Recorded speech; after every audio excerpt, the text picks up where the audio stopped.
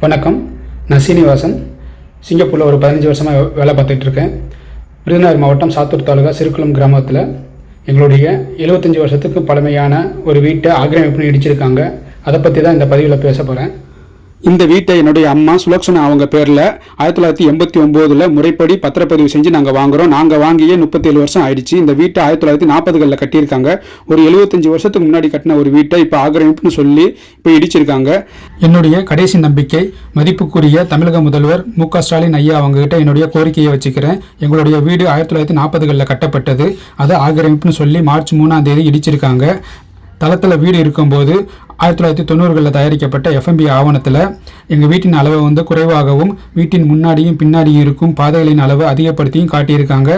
துறை ரீதியாக விசாரித்து அந்த தவறான ஆவணத்தை திருத்தம் செய்து எங்கள் வீட்டையும் வீட்டு மனையையும் மீட்டெடுக்கும் வழிமுறைகளை செய்து தரும்படி அன்போடும் தாழ்மையோடும் கேட்டுக்கொள்கிறேன். நன்றி, வணக்கம்.